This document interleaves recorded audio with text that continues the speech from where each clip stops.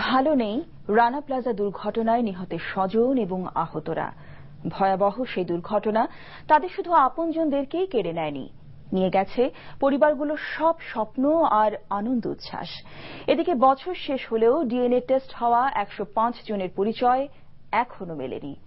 জামালপুর প্রতিনিধি শফিক জামান ও লালমনিরহাট প্রতিনিধি হায়দার আলী বাবুকে সাথে নিয়ে রিপোর্ট করছেন আরাফা সিদ্দিক।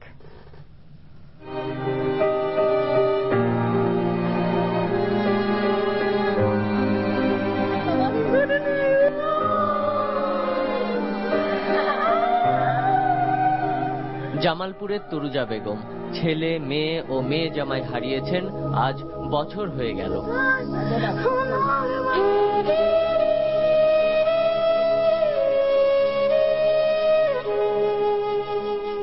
সদর উপজেলার ঝৈরাপাড়া ও সাউনিয়া গ্রামের শাহিদা, বিয়ারা, খোকন, হালিমা আর আনিসরা নিজ গ্রামে কবরে শুয়ে থাকলেও তাদের সাথে রোজগারের আশায় যাওয়া হেলেনা ও সুলতানার লাশটিও পাওয়া যায়নি। একইভাবে শাহবাজপুর ইউনিয়নের তোফাজ্জল হোসেন ও মর্জিনা বেগমও তাদের একমাত্র ছেলে রিপনের মরদেহ আজও পাননি, তাই মেলেনি কোনো অর্থ সাহায্য। দিতে পারলে আমি আমার মনের আবেগটা মিটাইতে পারতাম। মা হারিয়েছে ছোট্ট মেয়ে ভাবনা ও শিশু সোহাগ। একজন মা ছাড়া একটা সংসার কিভাবে চলে আপনারা খুব ভালোভাবে জানেন।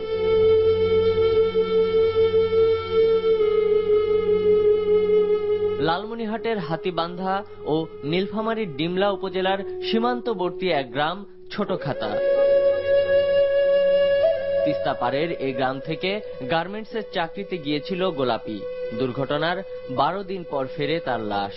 সেই মেয়ের বাপ থাকলে আমার ওই মেয়ে খালি মারা যেত না। আমি খুব কষ্টে বাচ্চাকে মানুষ করছিলাম। সেই মৃত্যুকূপে পড়ে মারা গেছে এ গ্রামের আরো 4 জন, বেঁচে গেছেন তাসমিরা।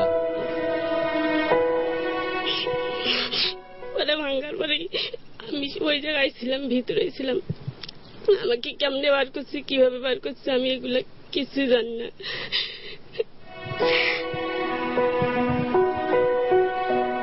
এই ঘটনার জন্য দায়ী আমরা পরিষ্কারভাবে মনে করি যে মালিক, বিজিএমই, সরকার, যাদের অবহেলার কারণে এই ঘটনা ঘটেছে, একই সাথে বিদেশি বায়ার যারা বাংলাদেশে সস্তা শ্রমের জন্য আসে, এবং এই ক্ষতিপূরণের দায়িত্ব আসলে তাদেরকে বহন করতে হবে। ঢাকা জুরাইন কবরস্থানে শুয়ে থাকা 311 জনের মধ্যে 206 জনের পরিচয় মিললেও ডিএনএ টেস্টে এখনো মেলেনি 105 জনের স্বজনের খোঁজ। 800-রও বেশি মৃতদেহ এই ডিএনএ পরীক্ষার আগেই ডিএনএ পরীক্ষা ব্যতি রেখে তাদের স্বজনের কাছে হস্তান্তর করা হয়েছিল, যার ফলে এই ডিএনএ পরীক্ষা একটি আংশিক ডিএনএ পরীক্ষা।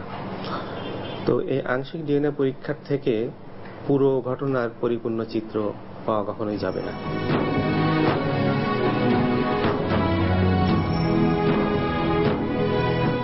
থেমে থাকে না সময়, কিন্তু এভাবে উপার্জনক্ষম প্রিয় মানুষটিকে কেড়ে নেওয়ার ক্ষতি কি কোনোদিন পরিবারের আর পূরণ হবে?